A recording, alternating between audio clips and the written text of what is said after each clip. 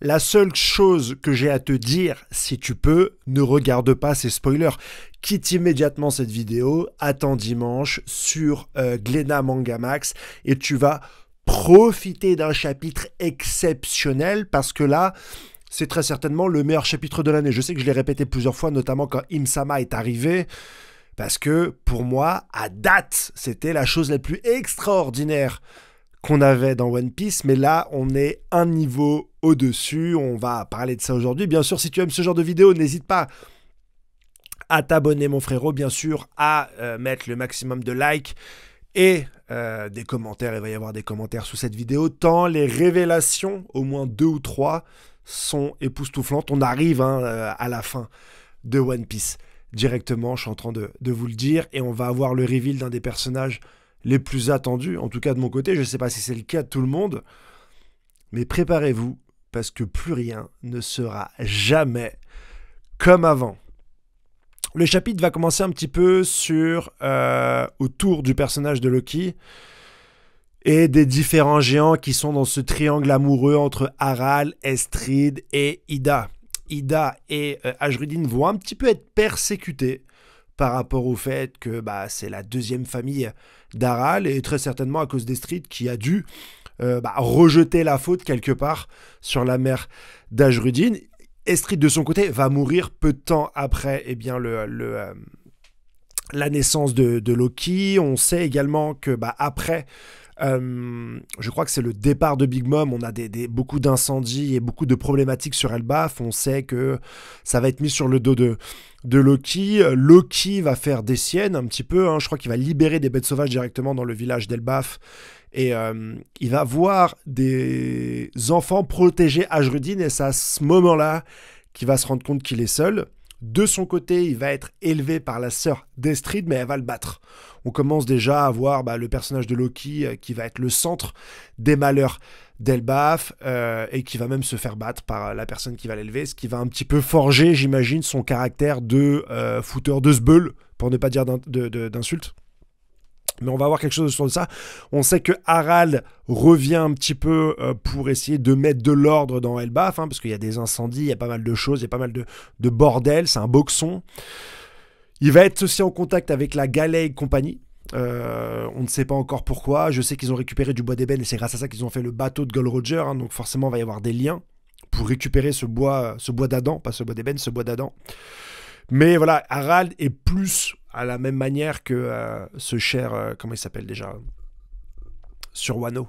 Je me rappelle plus de son prénom, mais t'as un flashback assez similaire avec un personnage, le père de Momoshiro. Tu me diras directement le nom en commentaire. Harald va être plus pris par les événements extérieurs que par ce qui se passe vraiment sur Elbaf. Mais on va avoir l'arrivée de Xebec. Et on sait que avant ces événements, 8 ans avant ces événements, donc 8 ans avant la naissance de Loki, Harald et Xebec se sont déjà rencontrés à la rêverie. Donc est-ce que Xebec était le roi d'un certain royaume, on ne sait pas, d'un certain peuple, etc. On va peut-être avoir des éléments que je vais vous partager en fin de vidéo. Mais à ce moment-là, Xebec aurait tué un amiral. Est-ce que c'est suite à ça qu'il est devenu pirate? Est-ce qu'il s'est engueulé avec le gouvernement mondial? Est-ce qu'il faisait partie des Tenryubito? Beaucoup de mystères autour de ce personnage. Mais en tout cas, il faisait partie d'une lignée ou royale ou dragon divine. Ça n'a pas été un forban et un pirate toute sa vie. Il débarque sur Elbaf et il tombe donc Xebec sur le jeune Loki. Donc Xebec est très certainement son équipage et au moins Barbe Blanche, et il va lui demander s'il est bien sur Elbaf, en fait, parce qu'il avait certainement des doutes, il doit être au monde souterrain, etc. On a le face reveal de Xebec. Il a les cheveux bicolores. On ne sait pas quelles sont les deux couleurs, mais ça doit être potentiellement noir et blanc, je sais pas. Et il ressemble trait pour trait à Barbe Noire, et on nous dit dans le spoiler que c'est le père de Barbe Noire. Est-ce que c'est parce qu'il lui ressemble énormément que c'est le cas? Je crois qu'il lui ressemble. Est-ce que c'est dit dans un encart directement que c'est le père de Barbe Noire? Mais on a directement cette info-là.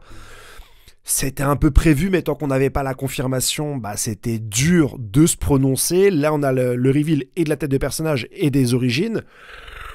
Ça nous dit beaucoup autour de ce personnage-là, de toutes ces intrigues. On va en parler ce week-end. J'ai énormément de sujets à aborder. Maintenant qu'on connaît le lien de parité entre Xebec et Barbe Noire, la puissance de ce personnage phénoménal qui, 8 ans avant son arrivée sur Elbaf, eh bien, a tué un amiral. Qu'est-ce qu'il fait sur Elbaf? Qu'est-ce qu'il veut récupérer? Pour ceux qui ne connaissent pas ma théorie du Gomu Gomu no Mi, que le Gomu Gomu no Mi, en fait, c'était le trésor d'Elbaf, puis le trésor de la ruche. Là, pour moi, Xebec va récupérer donc le Gomu Gomu no Mi. Ensuite, la marine va le revoler, ce qui va engendrer la bataille de God Valley. Puis, Arad va remettre la main dessus. Et je vous dirai vraiment dimanche ma théorie sur qui a volé le fruit dans le flashback d'Arad qu'on a eu il y a 2 semaines maintenant. Je vais développer tout ça. Mais en tout cas, très hâte de vous dire tout ce que j'ai en tête parce qu'il y a énormément de choses qui peuvent être expliquées avec ce reveal d'Xebec et le fait que ce soit le père de Barbe Noire. Je vous laisse me donner votre avis en commentaire sur ce meilleur chapitre depuis peut-être que je fais du One Piece sur YouTube. Passez une excellente journée. On fait le résumé complet, bien sûr, jeudi. Là, on a le mercredi soir, peut-être même. Là, on a eu le chapitre un peu avant. N'hésite pas à t'abonner si tu aimes ce genre de vidéo, à me donner ton avis en commentaire et le maximum de pouces bleus, les gars. Ce chapitre va être exceptionnel et on va vivre ça ensemble.